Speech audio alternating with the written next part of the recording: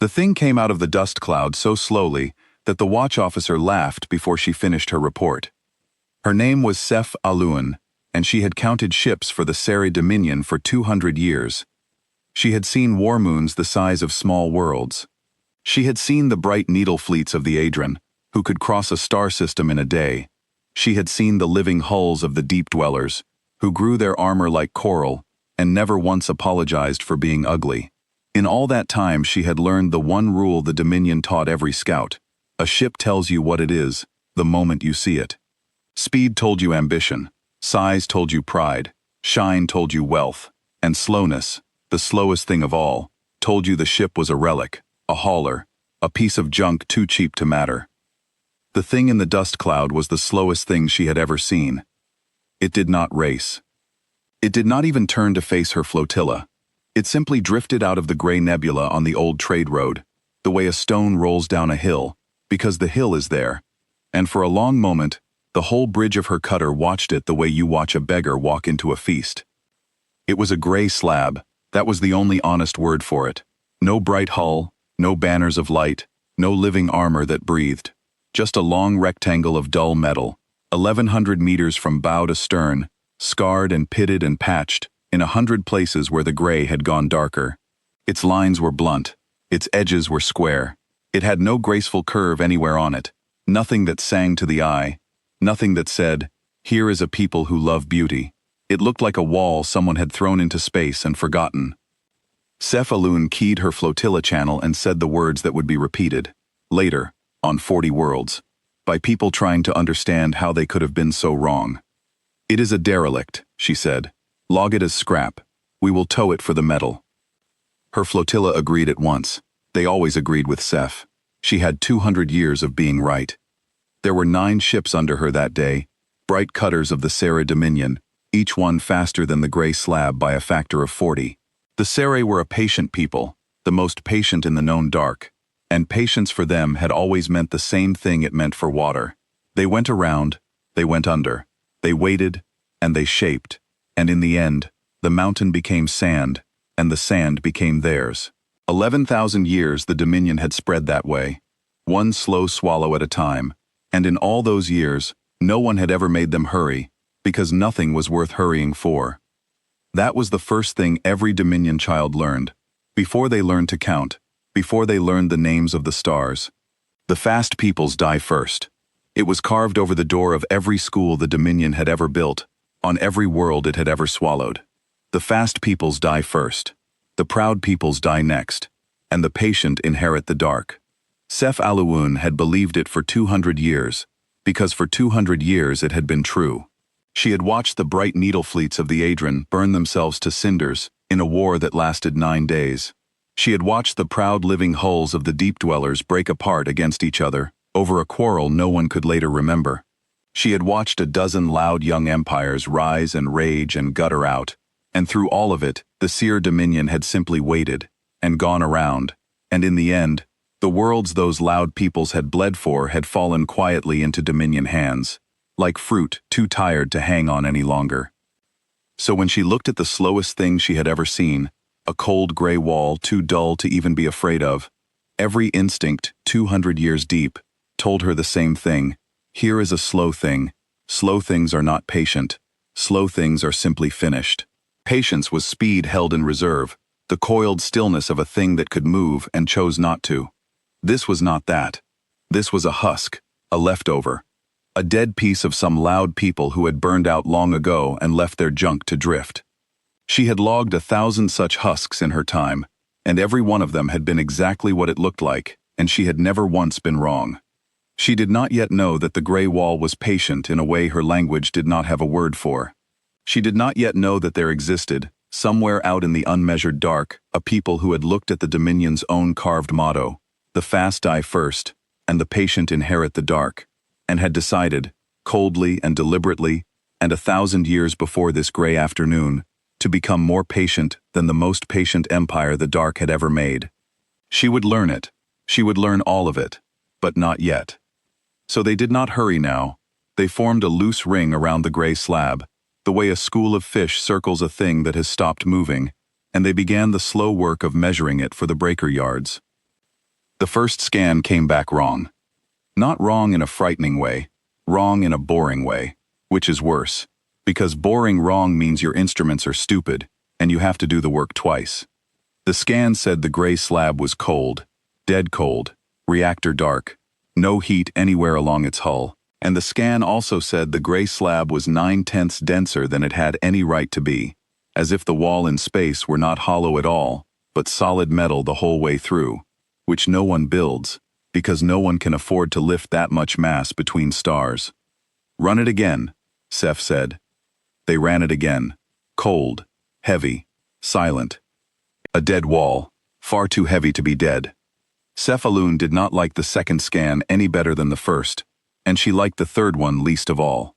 A dead ship was a simple thing. A dead ship was cold because its heart had stopped, and light because it was hollow, and a dead ship was both of those things together, the way a husk is both empty and dry. But the gray wall was cold and heavy at once, dead cold and yet solid the whole way through, and there was no honest reason in the universe for a thing to be both, unless someone had built it that way on purpose, unless someone had wanted, very badly, for a ship that was solid and full and terribly heavy to read on every scan, as dead and empty and cheap. She turned the thought over and did not like where it pointed, and so she set it down, the way you set down a stone too heavy to carry, and told herself the scan was simply wrong. A younger officer, a male named Torin Vey, who had only been counting ships for 11 years, leaned toward his console and said the thing that young officers say. "Ma'am, there's writing on it." There was, down the long flank of the gray slab, in letters 2 stories tall, someone had painted a name. The paint was old. It had been touched up, again and again by hands that cared, so that the letters stayed sharp, even where the hull around them had gone to ruin. Torin fed the shape of the letters into the Dominion's great library, the catalogue of every script of every people the Seri had ever swallowed. 11,000 years of languages pressed flat and filed away. The library did not know the script. This had never happened to Torin before. The library knew everything. That was the whole point of the library. A people could be gone for 9,000 years, their suns dark, their bones dust, and still the library would name their alphabet in a heartbeat and tell you what they had called their children. But the letters on the gray slab returned nothing, no match, no near match, no filed origin. "It's a forgery," Torin said, too fast. Someone made up a script to seem old. Cephalun did not answer right away. She was old enough to feel the small cold thing that comes before understanding, the way the air changes before a storm you cannot yet see. She had circled 10,000 dead ships in her life. Dead ships did not keep their names sharp. Dead ships let the paint go. Someone had been climbing the flank of this cold and silent wall, for a long time, with a brush. "Hail it," she said. The flotilla hailed the gray slab on every channel the Dominion used, the soft and patient channels of a people who had never once needed to shout. They sent the Dominion's standard greeting, the one that had opened 40 conquests, the one that said, in the kindest possible words, "You are already ours, and you do not know it yet." The gray slab did not answer. They hailed again, nothing. They hailed a third time, and on the third time, Torin Vey made a small sound, because his board had lit. Not the slab was still dark. Something else. Out in the gray nebula, far behind the silent wall, deep in the dust where no scan could reach, 11 points of heat had just come awake. Faint, distant, patient. They did not move toward the flotilla. They did not do anything at all.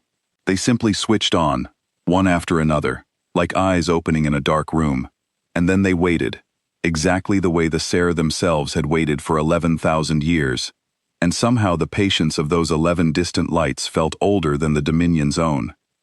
"Ma'am," Torin said, very quietly now, "those aren't engines." "I know," said Cephalun, who had counted ships for 200 years, and had just understood, all at once and far too late, that she had spent her whole life learning the wrong rule. "Those are the rest of it." Torin Vey turned to look at her, and his face had gone the pale gray of a young creature watching an old one be afraid for the first time. In 11 years aboard her cutter he had never seen Cephalun afraid. She was the steady one. She was the one who had counted ships for 200 years, and was never wrong, and the whole flotilla leaned on that, the way you lean on a wall. To see the wall waver was worse than the 11 lights. He swallowed and looked back at his board, because the board was easier than her face. "There's a pattern to them," he said. "The lights. They're not random. They're spaced. 11 of them, even distances, all around us, like the points of a—" He stopped, because the word he wanted was net, and he did not want to say net, because saying it would make it real. "Like they were already there," he finished. "Like they were sitting in the dust the whole time, waiting. Ma'am, the dust is so thick out here, we couldn't have seen them even if we'd looked. They could have been there for years. They could have been there for—" "Don't," Sef Aluin said. "A very long time," Torin finished anyway, quietly, because the thought had already arrived, and there was no putting it back. She stared at the cold gray wall that she had logged as scrap, and the 11 patient lights spaced so evenly around her flotilla, and for the first time in 200 years, a doubt opened in her that she could not close. Everything she knew said slow meant finished. Everything she knew said a husk could not set a trap, because a husk had no one home to set it. And yet, here was a husk with 11 friends, arranged around her like the points of a snare, friends that had been sitting silent in the dust long enough that no scan had ever caught the warmth of them, which meant they had let their hearts run so cold for so long that they had become, to every instrument the Dominion owned, indistinguishable from the dead. No one runs that cold by accident. No one runs that cold unless they want, very badly, to be mistaken for scrap. The thought was so cold, and so clear, that Sef Aluun felt it settle in her like a stone going down through dark water, and she knew, before she had any proof at all, that she had not found a derelict. She had been found by something that had wanted to be found this way, on these terms, in this lane, after a very long wait, and the only question left was how long the wait had been, and the answer to that question was about to be the most frightening number of her entire life. The gray slab in front of them was not a derelict. It was not even, she suspected now, the largest piece. It was the door.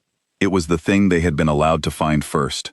The slow, blunt, ugly wall they had been meant to laugh at, so that they would gather close and circle and measure, the way a school of fish circles a thing that has stopped moving, right up until the thing that has stopped moving decides it is finished waiting.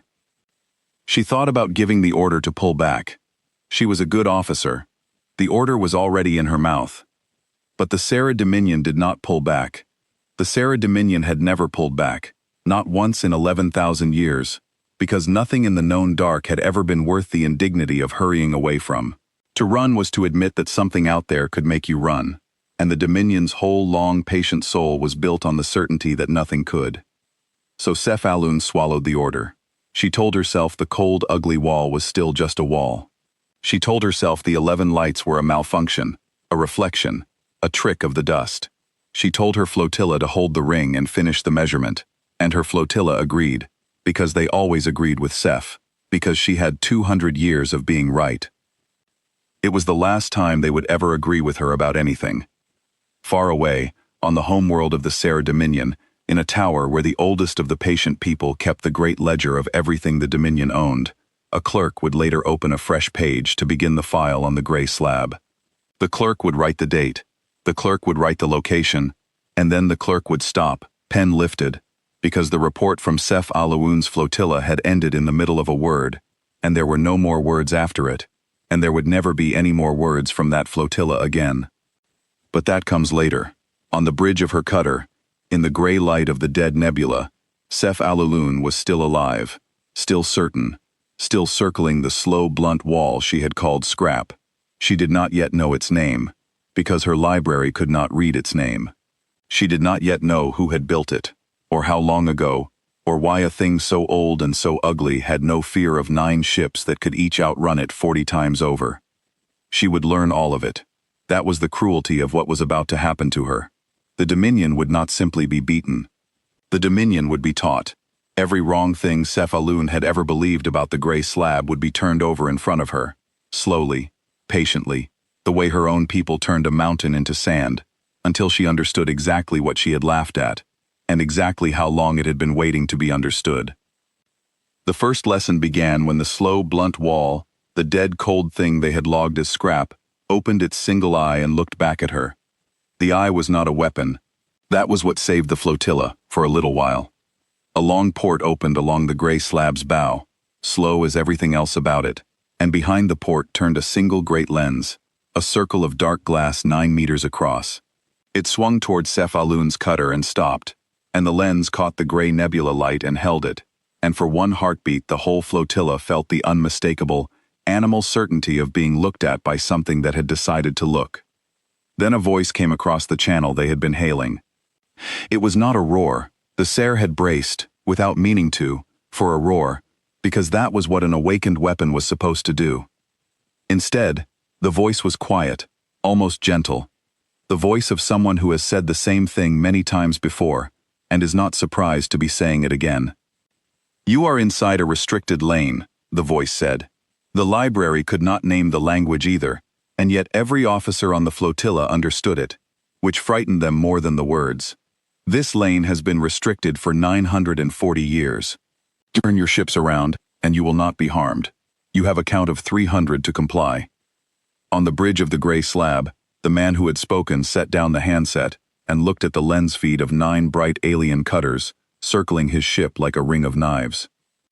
His name was Garen Holt, and he was the 4th captain of the warship Long Memory, and he was 71 years old.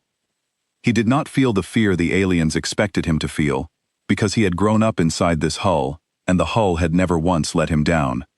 His grandmother had served aboard her. His grandmother's grandmother had laid a hand on her keel the day she was first lit. Long Memory was 1,040 years old that season, the oldest commissioned warship in the human fleet, and the oldest still in service anywhere that anyone knew of, and she had never lost. Not once, not in 1,040 years. That was not a boast on the lower decks. It was simply the weather. You did not boast about gravity. You stood inside it, and you let it hold you up. "They're not turning, sir," said his sensor officer, a calm young woman named Della Voss, who had been aboard 4 years, and still touched the bulkheads for luck. "They're tightening the ring. 9 hulls. 40 times our acceleration. Easy. They think we're scrap." "They always think we're scrap," Garen said. "That's the job." It was, in fact, the job. Long Memory was not a fast ship, and had never tried to be. She was not a beautiful ship, and had stopped caring about that 900 years ago.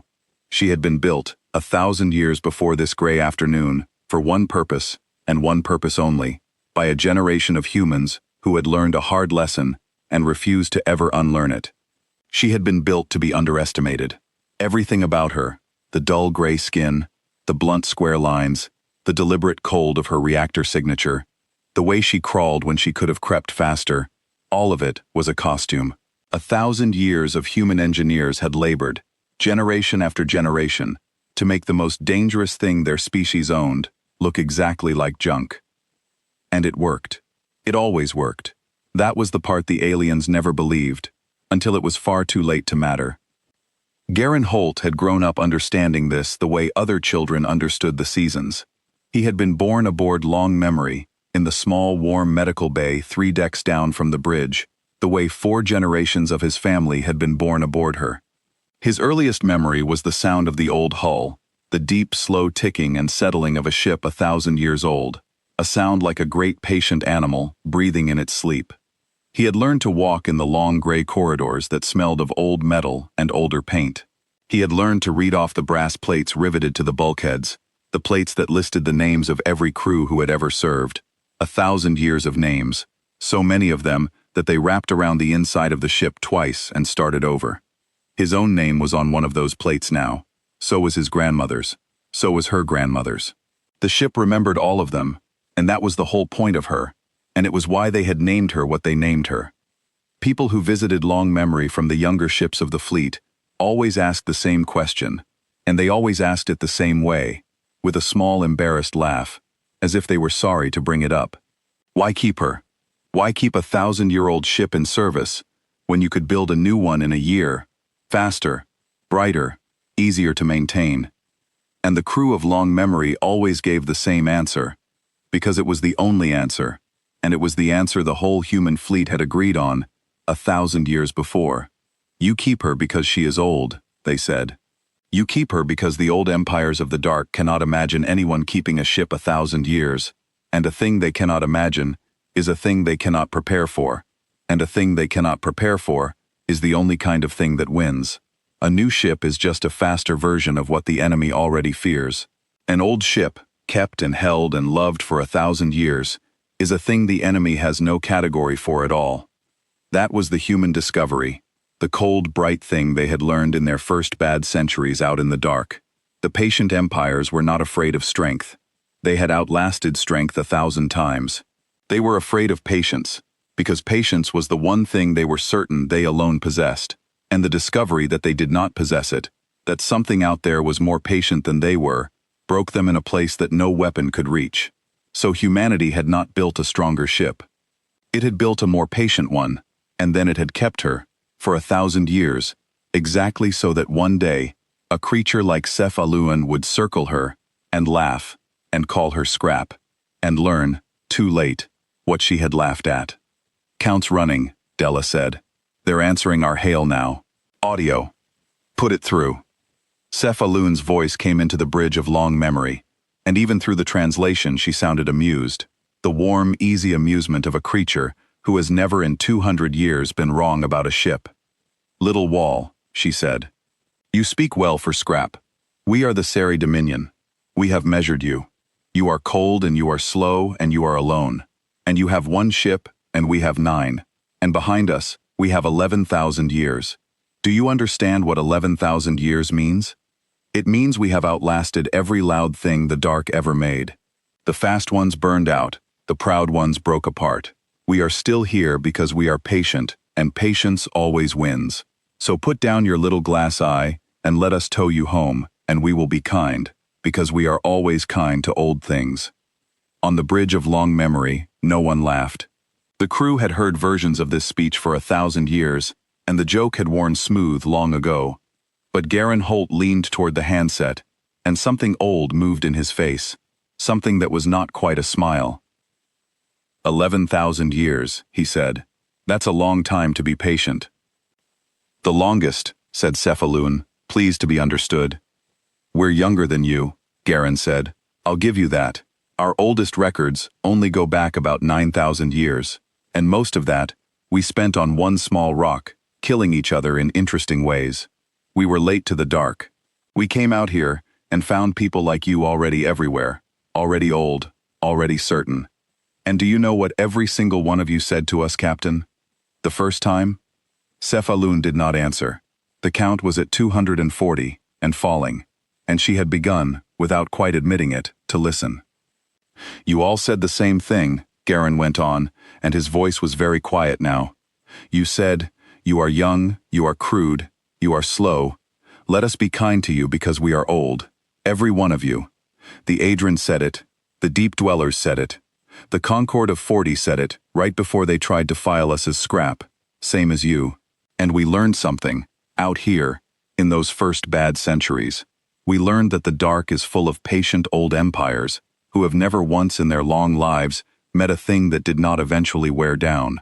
We learned that to a people like that, the most terrifying thing in the universe is not a faster ship or a bigger gun. It is a thing exactly as patient as they are, that does not wear down, that does not break apart, that they cannot outlast. So we built one." "You built a wall," Ceph said, but the amusement had thinned. "We built a wall," Garen agreed. "One wall, and then we kept it. Captain Alun, my ship is older than your reach into this arm of the dark. She was crawling these lanes before your dominion ever found them. The lane you are standing in was closed 940 years ago, and do you want to know who closed it?" The count reached 100. On Ceph Aluan's bridge, young Torin Vey had gone very still, because his board was showing him the 11 distant lights again, and they had begun, at last, to move. And they were not moving toward the flotilla. They were moving to surround it, slowly, on every side, closing a net that had been set out so far away, and so long ago, that no scan in the Dominion had ever thought to look for it. "We did," Garen Holt said. "I did. I was 31. Your Dominion sent a survey fleet down this lane, the first time, 940 years ago, and they laughed at the gray wall, same as you. and they tried to tow it home, same as you. And we closed the lane, and we have kept it closed.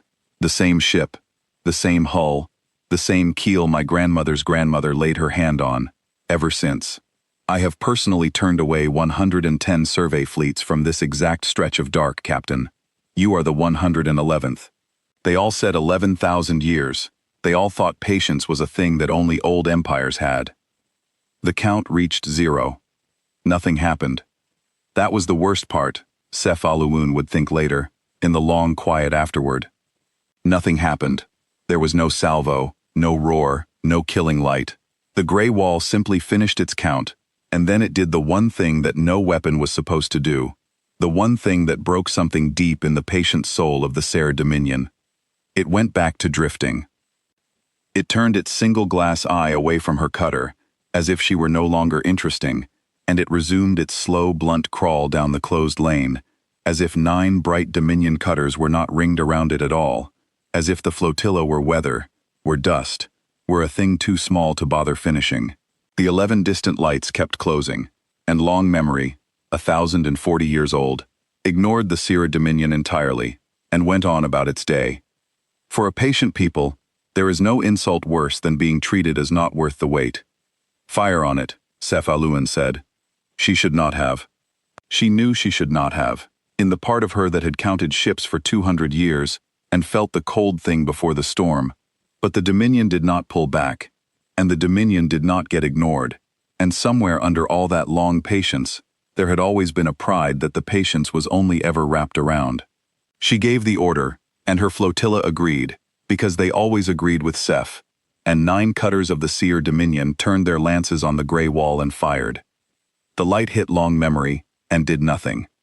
It was not deflected, it was not absorbed by some clever field that flared and announced itself.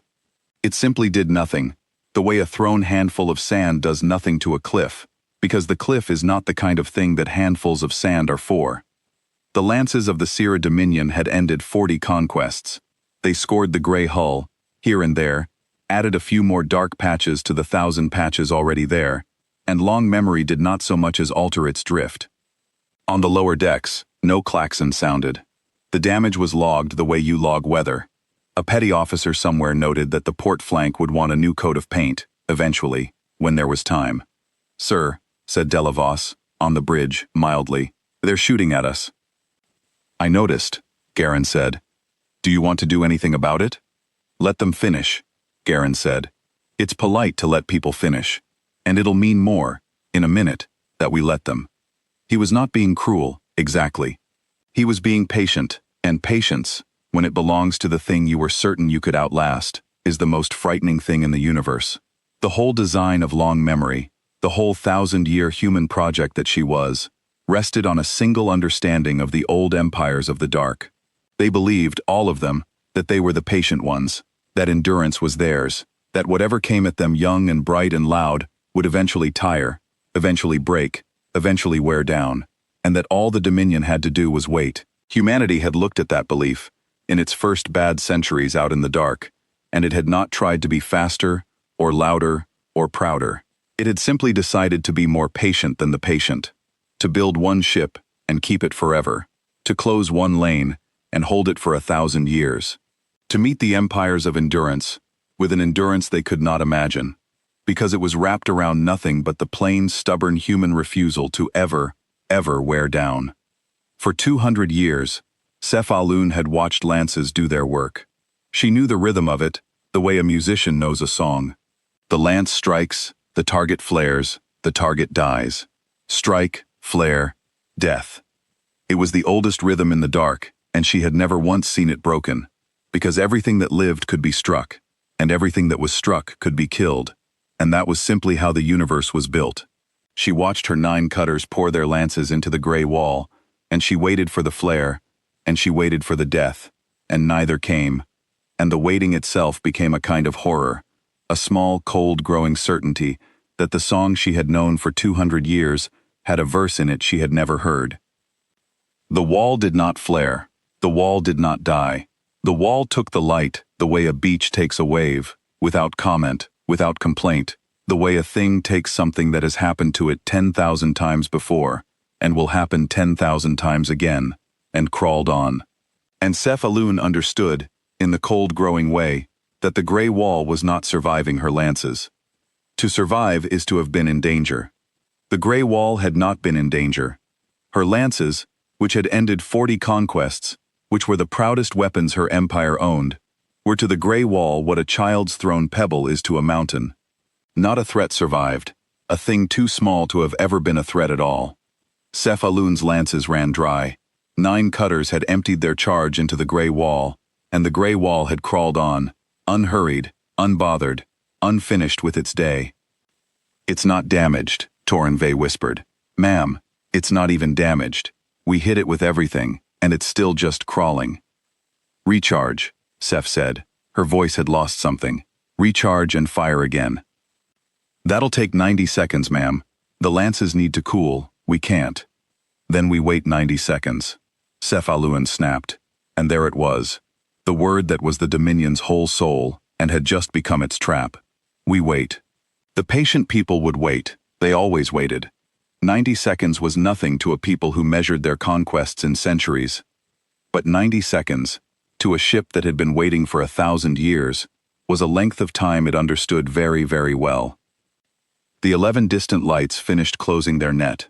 They had been moving the whole time, patient and slow, while the flotilla emptied its lances and waited to recharge, and now they were no longer distant. They had come up out of the deep dust of the gray nebula on every side, 11 of them, and as they cleared the dust, the flotilla finally saw what they were, and on the bridge of her cutter, Cephalun made a sound she had not made in 200 years. They were gray walls, every one of them. 11 more blunt square slabs, scarred and patched and ugly, each 1,000 meters of dull cold metal, each with a single great glass eye, each crawling at the same unhurried pace as the first. 11 sister ships of long memory, the rest of the squadron that had closed this lane 940 years before, the squadron the Dominion's library had no name for, because the Dominion had never met a single one of them and lived to file it. "There's 12, Torinve said, and his voice cracked on the number. "Ma'am, there were 12 the whole time. We circled one, the other 11 circled us, while we were laughing at the slow one." "How long?" Cephalun whispered. "How long were they there?" The answer came across the channel, in Garen Holt's quiet, patient, 1,000-year-old voice. "They've been there since before your Dominion found this arm of the sky," he said. "They were old when you were new. The lane has never once been open, Captain. You only thought it was, because we let you think it, because that's how you catch patient people. You wait. You let them get certain, you let them circle the slow, ugly thing and laugh, and you let them empty their guns, and you let them say the word wait, and then, when they have finally taught themselves that nothing in the dark could ever outlast them." The 12 glass eyes opened together. "You let them learn how old we really are," Garen Holt said. "Lessons starting, Captain. I'm sorry. I genuinely am. It was always going to be 111 survey fleets, and then 112th, and someone has to be the one who finally understands. I've done this for 1,000 years. It's never once been fun." Cephalun looked at the 12 gray walls that had her flotilla surrounded, the squadron older than her empire's reach, the ships her catalog could not name, built by a people her library could not read, kept and painted and held in this one closed lane for 1,000 patient years, and she understood, all at once and far too late, the lesson the dark had been trying to teach every old empire it had ever made. There is always something more patient than you. The Sari Dominion had simply never met it before, because every time it had, no one had survived to write the file. The 12 gray walls did not fire. That was the thing Cephalun could never make her superiors understand, in the long reckoning that came after. There was no salvo, there was no killing light. The squadron that her people would come to call the 12 patient ones did not open with a weapon at all. It opened with a door.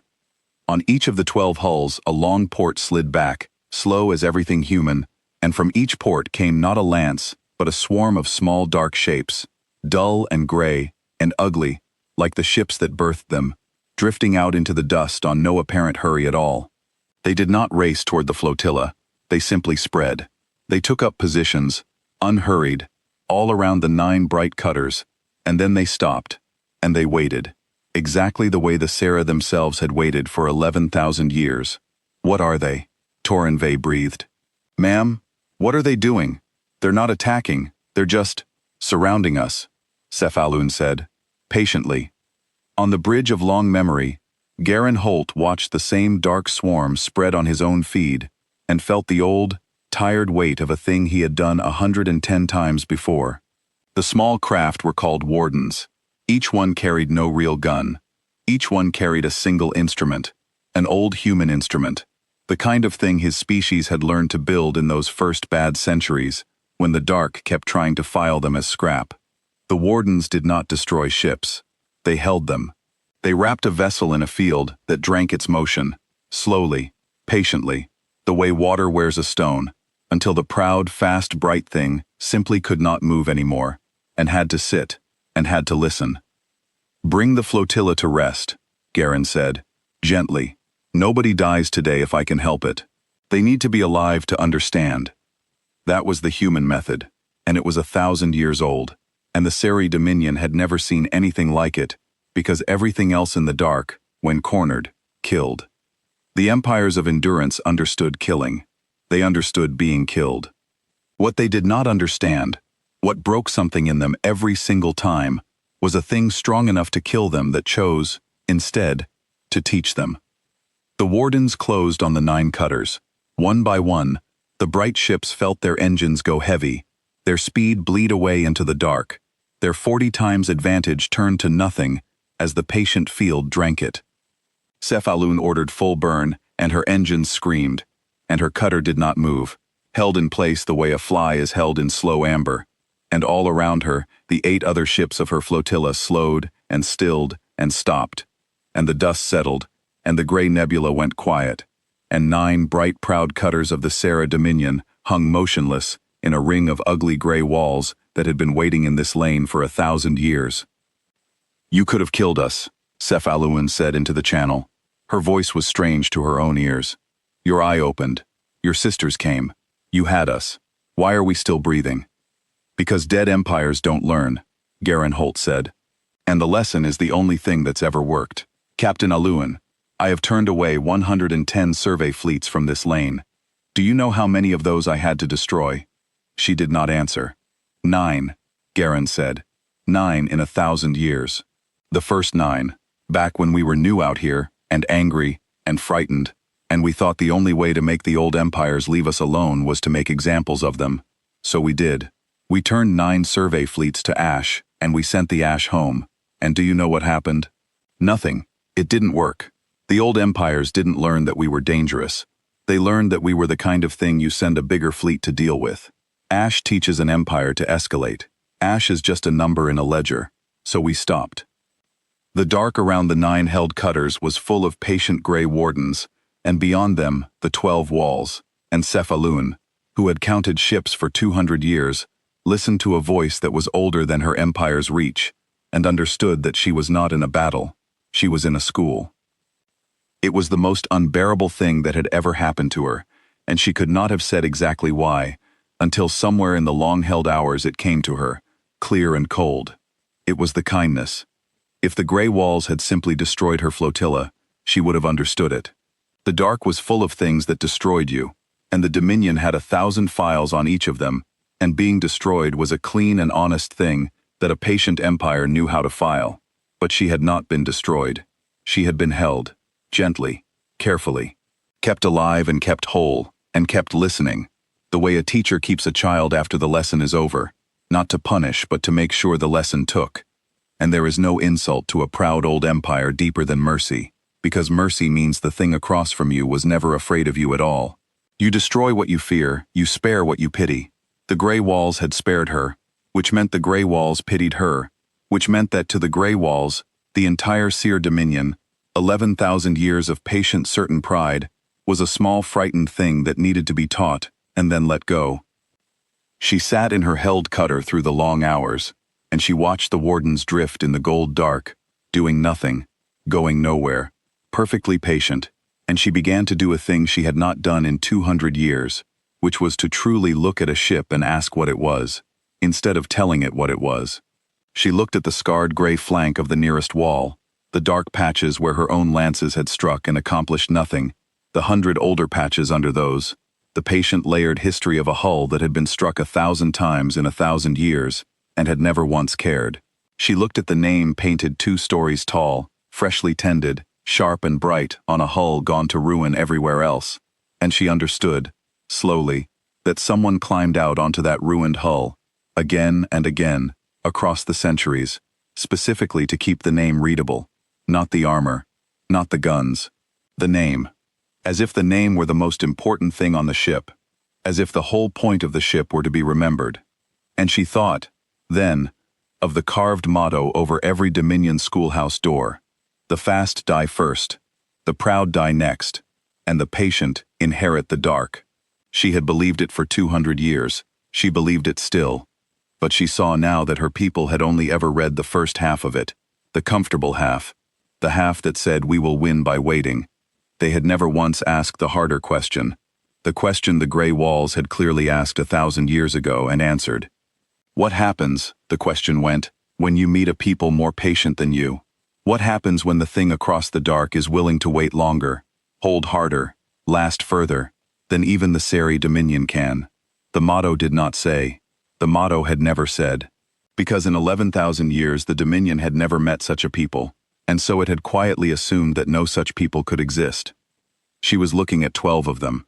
We stopped killing survey fleets, Garen went on, and we started holding them, wrapping them up gentle, like this, and keeping them a while, and letting them look, letting them see the gray walls up close, letting them count us, letting them read the dates on our hulls, the ones their libraries can't translate, so they have to ask, and when they ask, we tell them.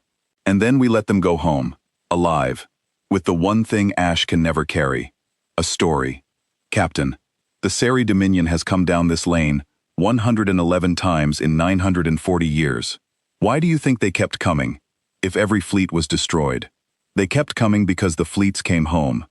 Everyone, since the 10th, came home alive and shaken and told a story no one believed, and the Dominion filed it as a fable and sent another fleet to check, and we held that one too, and sent it home with the same story, and on for 900 years. You are not the first to learn this lesson. You are only the first, in a long time, who is old enough to understand what it means.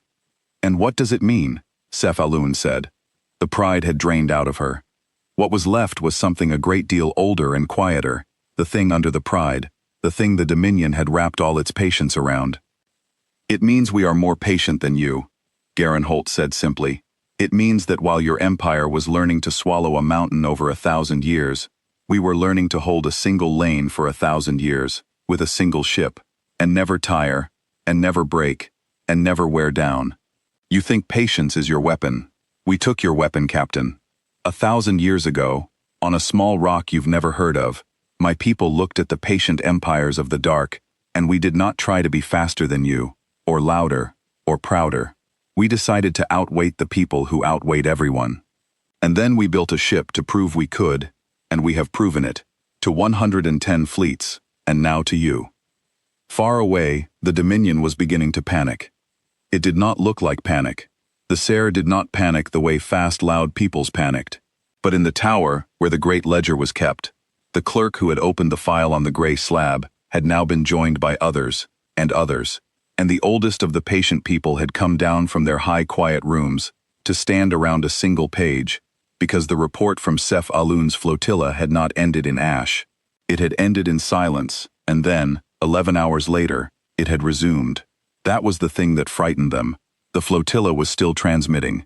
Not dead, not destroyed, held. The Dominion's instruments, reaching across the dark, could see all 9 of Sef Alun's cutters, intact, motionless, alive, ringed by 12 gray walls and a swarm of patient wardens, in a lane the Dominion had been certain was open. And the gray walls were doing nothing, they were simply holding. They had been holding, the instruments now confirmed, for 11 hours, with no sign of tiring, no sign of strain, no sign of the bright flare of a weapon spending itself. Just patience. Endless, ugly, unhurried patience, aimed at the most patient empire in the known dark. In the tower, The old ones had begun to do a thing they had not done in 11,000 years, which was to feel hurried. It frightened them more than anything in the report. The whole soul of the Dominion was built on never needing to hurry, on the deep cold certainty that time was theirs, and only theirs, that whatever the dark threw at them would tire before they did. And here was a thing on a single page that made them want to hurry, that made their patient old hearts beat a little faster, and they did not have a word for the feeling, because in 11,000 years they had never needed one. The closest word they had was fear, and they did not like to use it, because fear was a thing that fast, loud peoples felt, and the Dominion was not fast and not loud, and had spent 11,000 years being neither. But it was fear. They could call it what they liked. It was the cold thing Cephalun had felt before the storm, the cold thing Torinve had felt when the 11 lights woke, and now it had reached all the way up the long, patient chain of the Empire to the highest and oldest of the old, who stood around a single page in a high, quiet tower, and felt, for the first time in the history of their people, the floor of their certainty move beneath them. How long can they hold them? One of the old ones asked, in the tower. No one answered, because the answer was beginning to dawn on all of them at once, and it was the worst answer the Serra Dominion had ever had to face. The gray walls could hold them as long as they liked. That was the whole point. The Dominion's strength, its endurance, its certainty that it could outlast anything, rested on the unspoken belief that everything else in the dark would eventually tire first. And here was a thing that would not tire. A thing that had already been holding this lane longer than the Dominion had known the lane existed. A thing that did not need to win the battle, because it had already won the only war that mattered to a patient people, which is the war of who breaks first. Send a fleet, the oldest of the old ones said. A real one, not a survey. Send them everything we have in that arm. 400 hulls, we will not be held. And so the Serra Dominion did the thing that every patient empire eventually did, the thing Garin Holt had been waiting for, patiently, for 1,000 years. It stopped being patient, it got afraid, and it hurried, and it sent a war fleet down a closed lane in anger. 400 bright, proud hulls racing at full burn to break 12 gray walls that had never once, in 1,000 years, been in any hurry at all. Garin Holt watched the 400 lights bloom on the deep scan, 11 hours out and closing, and he set down his cup of cold tea, and he sighed, the long, tired sigh of a man who is 71 years old, and has done this so many times that he no longer remembers being young enough to enjoy it. There it is, he said. Della, log it. 111th Fleet held. Warfleet incoming. 400 hulls, full burn, scared and angry. Same as always. Same as always, sir, Della Voss said, and touched the bulkhead for luck, the way her grandmother had taught her, the way the crew of long memory had touched the bulkheads for 1,000 years. And the old hull held warm and steady under her hand, the way it always did, the way it had for every crew before her, all the way back to the woman who first laid a hand on the keel. Captain Alun, Garin said into the channel, your people are sending 400 ships to break us. I want you to watch, not because I want to frighten you, because you're old enough to learn the right thing from it, and your bosses aren't, and somebody in your empire has to carry home the lesson that matters. The lesson isn't that we're strong. Lots of things are strong. The lesson is older than that, and your people forgot it a long time ago, the way old empires always do. What lesson? Cephalun said, held motionless in the gray dark, a small old creature who had counted ships for 200 years and was about to be taught the one thing the dark had been trying to teach her empire for 11,000. That patience isn't a thing you have, Garin Holt said. It's a thing you spend, and we have never, in 1,000 years, run out. The war fleet of the Serra Dominion came out of the dark 11 hours later, 400 bright hulls in a tight burning spear, and it did not slow down. That was its mistake, and it was the same mistake the old empires always made. The Dominion had spent 11,000 years being patient, and now, frightened, it had thrown its patience away all at once, and it came at the gray walls the way frightened patient peoples always do, in a rush, in a fury, hurrying to prove that it had never needed to hurry. 400 hulls at full burn. The Dominion had never assembled such a fleet in this arm of the sky. It was meant to be the answer to everything. Sef Alun, still held motionless in the ring of gray walls, watched her own people come to save her, and felt, Instead of hope, a cold and growing dread, because she had spent 11 hours watching the 12 patient ones, and she had begun to understand what her superiors back in the tower had not. The gray walls were not afraid of 400 hulls. The gray walls were not afraid of anything. They had simply waited, for 11 hours, exactly as patiently as they had waited for the first 9 cutters, and somewhere in those 11 hours, Cephalun had stopped thinking of them as ships at all, and started thinking of them as a fact of the universe, like gravity, like the slow death of stars. "They're coming in hot," Delavos reported on the bridge of long memory. 400 hulls, no deceleration. They mean to ram straight through us and crack the lane open by mass alone. "Of course they do," Garen Holt said. "They're scared, and scared empires confuse speed with strength. Bring up the rest of the squadron. Let them see the whole thing this time. No more hiding." For 1,000 years, Long Memory and her 11 sisters had hidden. That was the costume, the long, patient costume of looking like junk, of crawling when they could have crept faster, of running cold so that every scan called them dead. But the costume was for catching survey fleets. It was for the laughing, and the circling, and the slow dawning lesson. It was not for a war fleet of 400 hulls coming in to ram, and so, for the first time in 940 years, the 12 patient ones stopped pretending to be junk. The reactors came up. Cephalun felt it before her instruments showed it. A change in the dark. A deep and rising hum that she felt in the bones of her held and motionless ship. And then her scans went white, because the 12 gray walls that had read as dead cold for 11 hours had just lit their hearts. And the heat that poured off them was not the heat of 12 old derelicts. It was the heat of 12 suns. The reactors of the 12 patient ones had been banked the whole time, dim and cold and patient. 1,000 years of human engineers building hearts that could sleep so deep that no enemy ever believed they were there. And now those hearts woke all together, and the gray nebula lit up gold from within, and 400 bright, proud hulls of the Sarah Dominion flew straight into a light that had been waiting 1,000 years to be turned on. The war fleet did not break against a weapon. Garen Holt did not fire a weapon. That was the part Cephalun would spend the rest of her long life trying to make her people understand. The 12 patient ones did not destroy the 400 hulls. They simply stopped them, the way they had stopped the 9 cutters, the way they had stopped 110 fleets before, with the patient drinking field of 10,000 wardens pouring out of 12 open ports at once. The fleet that had come to ram could not ram. Its terrible speed, its 40 times advantage, its whole burning fury, bled away into the gray dark and was gone, and 400 bright, proud hulls coasted to a slow and helpless halt in a cloud of golden light, held, every one of them, as gently and as completely as a child holds a moth.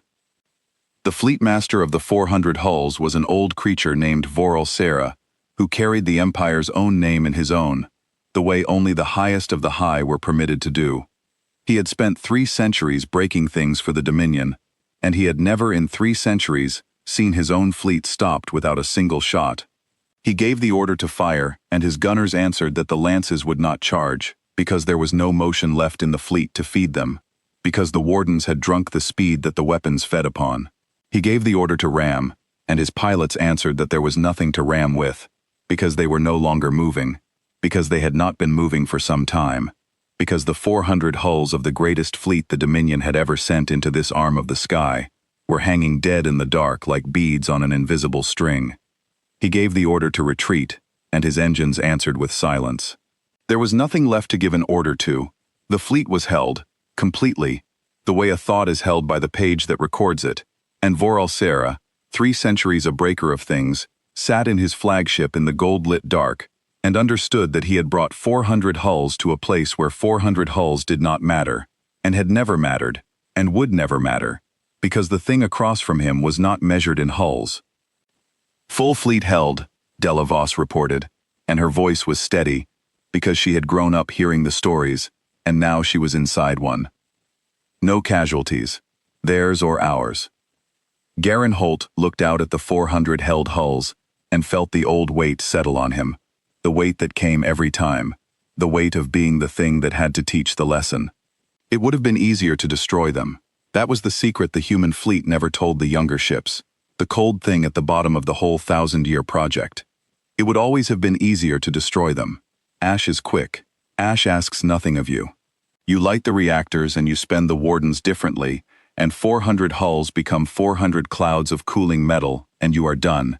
And you go back to your cold tea, and you do not have to look any creature in its frightened eye and explain to it exactly how it was wrong about everything it believed. But Ash was a number in a ledger. 1,000 years of human captains had learned that, the hard way, in the 9 fleets they had burned before they understood. Ash taught an empire to send a bigger fleet. Ash taught an empire that you were dangerous, which only made it want you gone faster, which only made the killing worse, forever, in both directions.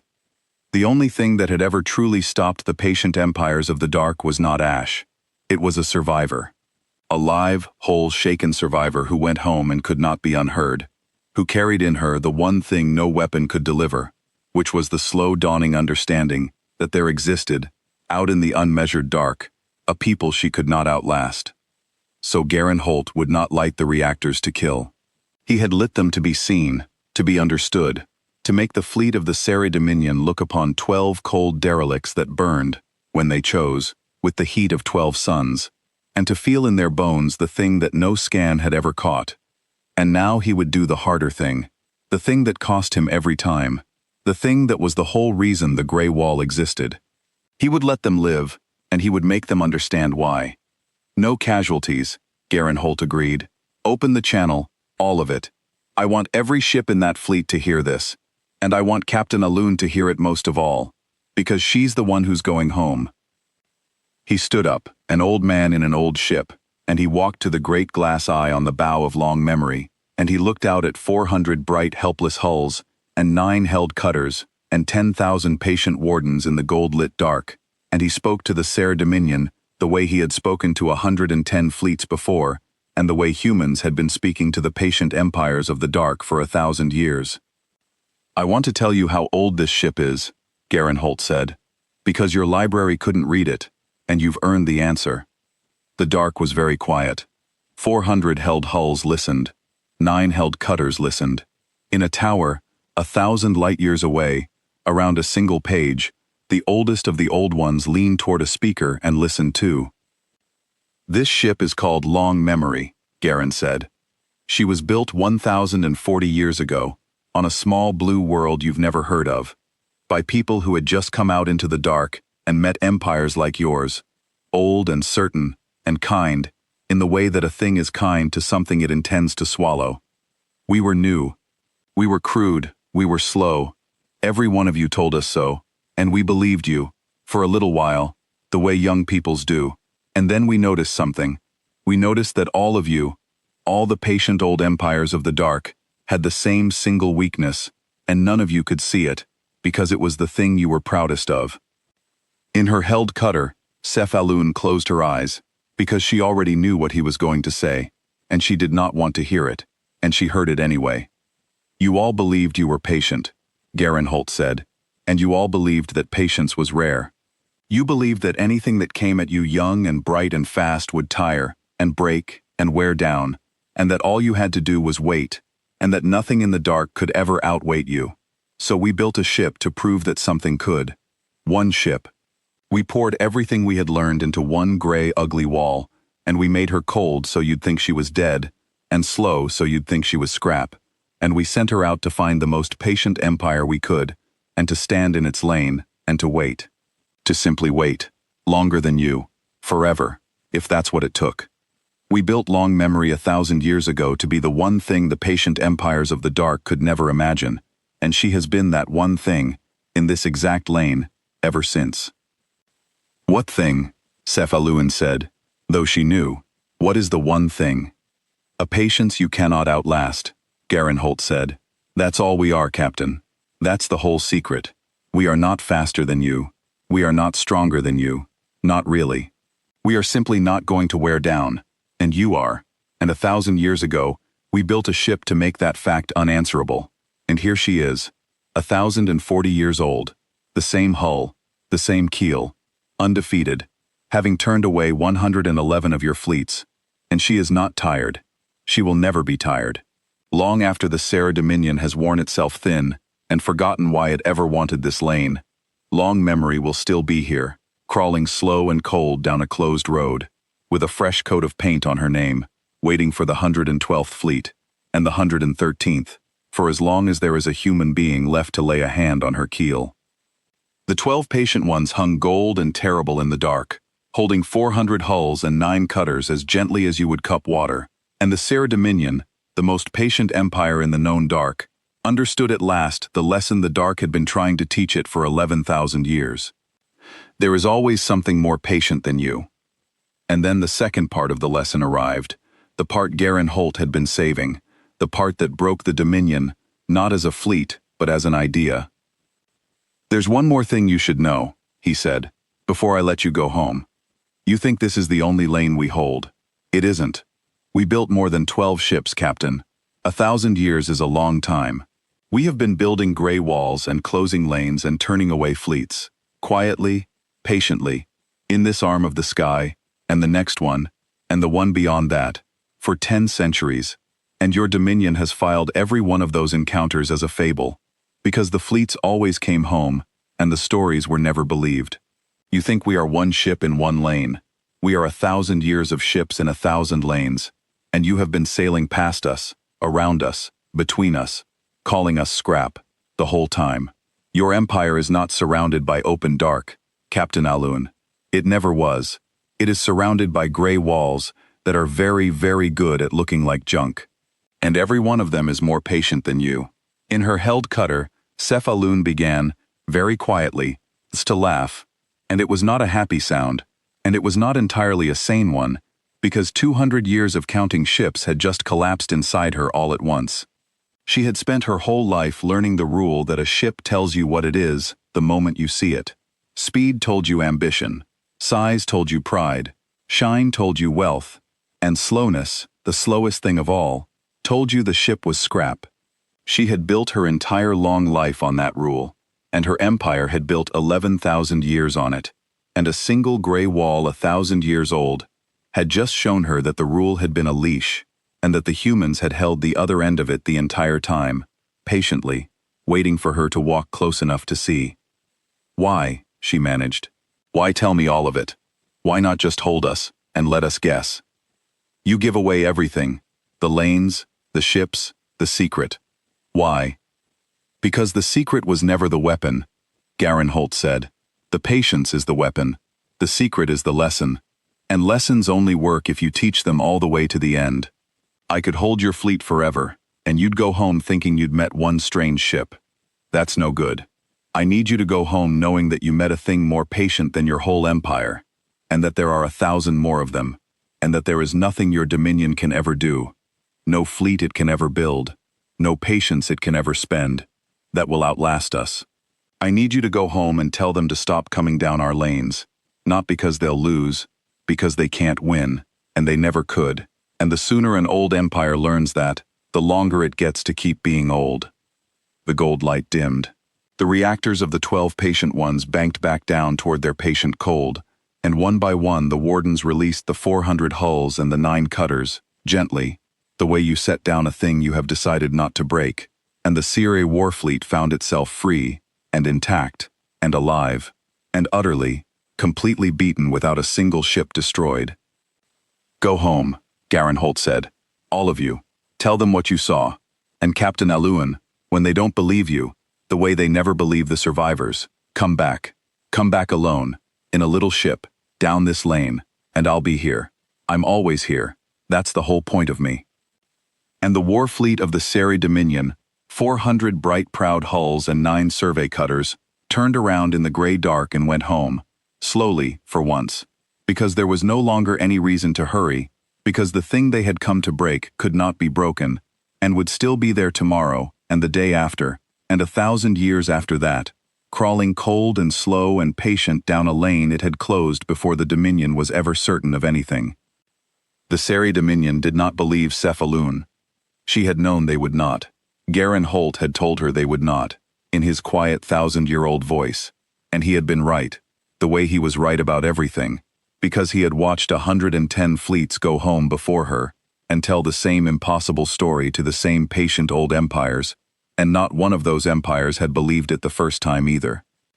She came home to the tower where the great ledger was kept, and she stood before the oldest of the old ones, the patient creatures who had spread the dominion across 11,000 years, one slow swallow at a time, and she told them everything: the gray walls, the cold hearts that woke to suns, the wardens that drank the speed out of 400 hulls without firing a shot, the voice that had told her the lane was closed 940 years ago, by the same ship, the same captain, the same keel. She told them that the Dominion was not surrounded by open dark. She told them it was surrounded by gray walls that were very good at looking like junk, 1,000 years of them, in 1,000 lanes, more patient than the whole patient empire. She told them, in the end, the one thing that mattered, the lesson Garen Holt had sent her home to carry. There is always something more patient than you. The old ones listened. They were not unkind. They had simply spent 11,000 years being certain, and certainty that old does not bend in an afternoon. They thanked Cephalun for her report. They noted that no ships had been lost, which they found reassuring rather than alarming, because they did not yet understand that no ships had been lost on purpose, as a lesson, and that a thing which could destroy you, and chooses to teach you instead, is far more dangerous than a thing that simply kills. They filed her report beside the 110 reports that had come before it, in the long, quiet drawer of fables, and they sent another survey fleet down the lane to check. Garen Holt held that fleet too, gently, and sent it home with the same story. And the one after that. And the one after that. Cephalun watched it happen, fleet after fleet, year after year, the patient old empire sending ship after ship down a lane it could not open, each crew coming home shaken and alive and disbelieved, each report filed in the drawer of fables, and she began to understand the true shape of the thing the humans had built, which was not a ship at all, and not even 12 ships, and not even 1,000. It was a fact. The humans had spent 1,000 years turning themselves into a fact of the universe, the way gravity is a fact, the way the cold of the dark is a fact, a thing you do not argue with or defeat, but simply learn to live around.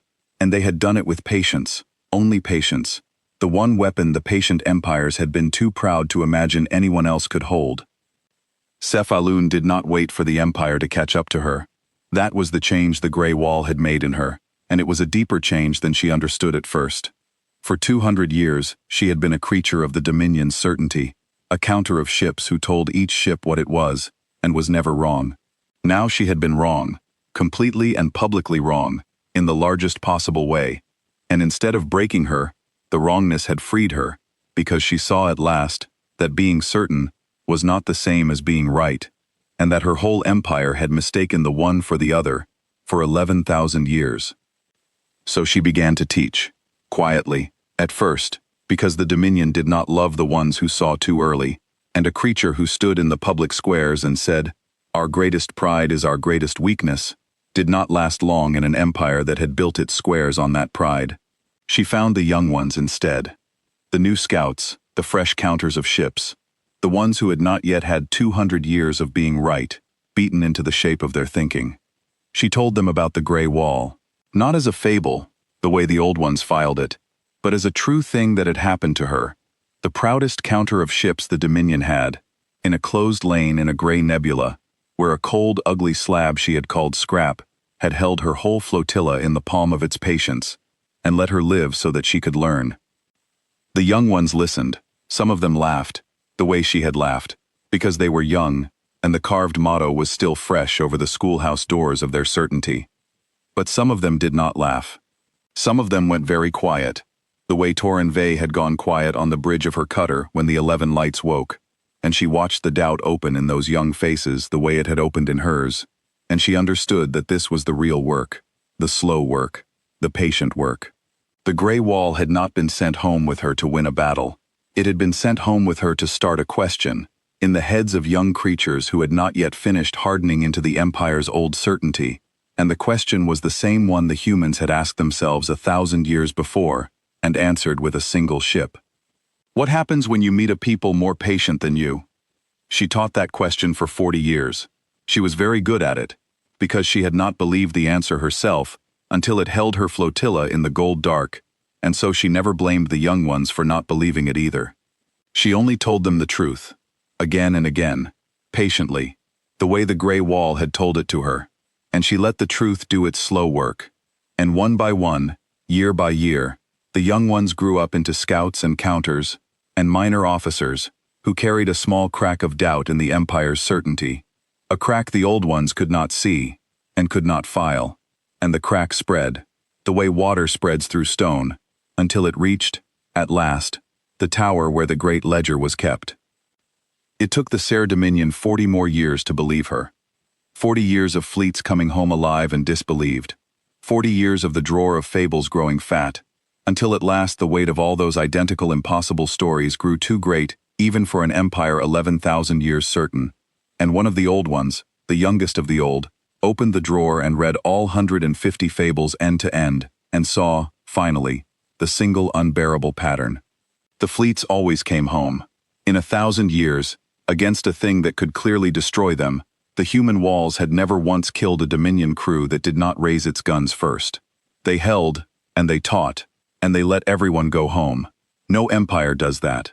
No empire in the dark had ever done that, because every empire in the dark believed that the only way to be feared was to be cruel. The humans were not cruel. That was the thing that finally frightened the Serra Dominion more than any fleet ever could. The humans did not need to be cruel, because they were patient, and patience does not need cruelty, the way a mountain does not need to be cruel to the river that wears against it. It simply waits. It simply does not move. And in the end, the river learns the shape of the mountain, and goes around, and that is wisdom, and the rivers that do not learn it wear themselves to nothing against the stone. The youngest of the old ones, the one who had finally read all 150 fables end to end, brought the truth to the high tower, the way you bring news of a death. He stood before the oldest of the old, and he said the thing that no creature of the Dominion had ever said aloud in 11,000 years. "We are not the most patient people in the dark," he said. "We never were. We only thought we were, because every people more patient than us was wise enough to let us keep thinking it." And the oldest of the old, who had spread the Dominion across 11,000 years, one slow swallow at a time, who had carved the motto over 1,000 schoolhouse doors, looked at the young one for a long time, and then looked at the long quiet drawer of fables, and then looked out the high window at the patient stars the Dominion had spent so long learning to swallow. And the oldest of the old did the wisest thing it had ever done, which was the same thing the gray wall had been trying to teach the Dominion to do for 980 years. It believed.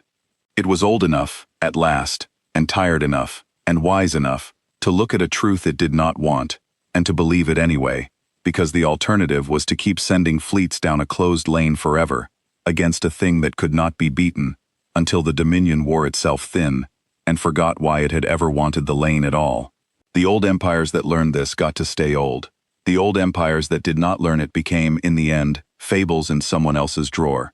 The Serra Dominion, in its 11,040th year, chose to stay old. So the Serra Dominion, in the 41st year, did a thing it had never done in 11,000 years. It stopped sending fleets down the closed lane. It marked the lane on its charts, not as open, not as scrap, but with a small, careful symbol the Dominion had never needed before. A symbol that meant, here is a thing more patient than us, go around. And the Dominion went around. And in going around, in learning at last the shape of the stone, the Serra Dominion got to keep being old, which is the only thing a patient empire has ever really wanted. Sef Alun was very old herself by then. She had counted ships for nearly 250 years, and she had spent the last 40 of them as the only creature in the Dominion who had understood the lesson the first time, the keeper of a truth no one would believe until they were ready. It had cost her. The Dominion did not love the ones who saw too early. But she had carried the lesson home, the way Garen Holt had asked her to, and she had carried it long enough, and now the Empire had finally learned it, and the lane was safe, and her work was done. So she did the thing the human captain had told her to do, all those years before, in the gold-lit dark. She came back, alone, in a little ship. She flew down the closed lane the way the humans had taught her to, slow and cold and unafraid, and she came out of the gray nebula on the old trade road, and there it was, exactly where it had always been, exactly where it would always be, the gray slab, 1,100 meters of dull scarred metal, blunt and square and ugly, with its name painted 2 stories tall down the flank in a script no library in the dark could read, freshly touched up, sharp and bright against the ruined hull, by hands that still climbed out to care for it. Long memory was crawling down its lane, cold and slow and patient, the way it had crawled for 1,080 years. She hailed it, and the voice that answered was not Garen Holt. It was younger. A woman's voice, calm and warm, and Cephalun understood, with a small ache she had not expected, that the 71-year-old man who had taught her the lesson was gone now, the way all the captains before him had gone, the way all the captains after would go, because the ship was the thing that lasted, not the people. The people came and laid their hands on the keel, and grew old, and went into the dark, and the ship remembered them, every one, all the way back to the woman who first laid a hand on the keel 1,000 years before, and that was the meaning of the name, and Cephalun had needed 40 years to understand it. This lane has been restricted for 980 years, the young voice said, the same words, the patient, unchanging words. Turn your ship around, and you will not be harmed. You have a count of 300 to comply. My name is Cephalun, the old creature said. I counted ships for the Sere Dominion. A man named Garen Holt held my fleet here, 40 years ago, and told me a thing I did not believe, and then he told me to come back when my people had learned it. They have learned it. We marked your lane. We go around now. I came to tell you. I came to tell someone, before I die, that the lesson worked. There was a silence on the channel. Not a cold silence, a surprised one. Captain Delavos, the young voice said at last, and there was something in it that had not been there before, something like wonder. I was a sensor officer the day you came down this lane. I touched the bulkhead for luck while the captain talked to you. I'm the captain now. He told me about you. Before he died, he said one of them would come back. He said it was always 1 in 100, maybe, that came back, but that the one who did was the reason any of it was worth doing. A pause. He left you a message. He made me memorize it. He said if Captain Alun ever comes back alone down the lane, you tell her this. You ready?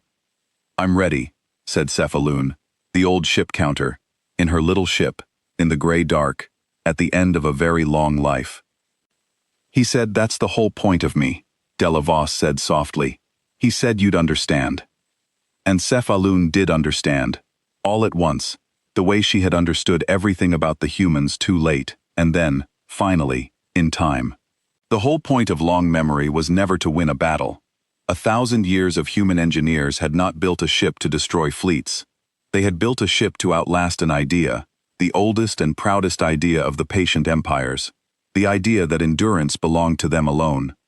They had built one gray ugly wall, and they had kept it forever, and they had used it not to kill but to teach, one fleet at a time, one survivor at a time, one slow dawning lesson at a time, because they had understood, in their first bad centuries out in the dark, that ash is just a number in a ledger, and that the only thing that ever truly defeats a patient empire is the moment it learns that there is something more patient than itself, and decides to go around, and so gets to keep being old. The humans had not conquered the Sere Dominion. They had saved it from its own certainty, slowly, patiently, over 1,000 years, the way a mountain saves a river, by simply refusing to move until the river learns to flow. And the Dominion, in going around, had become a little wiser and a little kinder, and would last a great deal longer for it, and would never quite understand that the gray ugly wall it had once called scrap was the best thing that had ever happened to it. Tell me, Cephalun said, before I go, how long will you keep this lane? As long as there's a human being left to lay a hand on the keel, Delavos said. That's what he told you, isn't it? 40 years ago? Word for word. It's still true, the young captain said. It'll be true after me. There'll be another captain, and the ship will remember all of us, and the name will stay sharp, because someone will always climb out and paint it, and the lane will stay closed, gently, for anyone who hasn't learned yet. That's not a threat, Captain Alun. We stopped making it a threat a long time ago. It's just the weather now. It's just the shape of the dark out here. There's a gray wall in the lane, and it's more patient than you, and it always will be, and the only thing it ever wanted was for you to learn that and go home safe. Cephalun looked through the eye of her little ship at the gray slab crawling slow and cold and ancient down its closed road, the oldest warship in the human fleet, undefeated for 1,080 years, a thing her people had laughed at and shot at, and sent 400 hulls to break, and that had answered all of it with nothing but patience, and had won every time, and had let everyone live. And she did the only thing left to do, the thing no creature of the Serity Dominion had ever done before her, in 11,000 years of patient, certain pride. She bowed.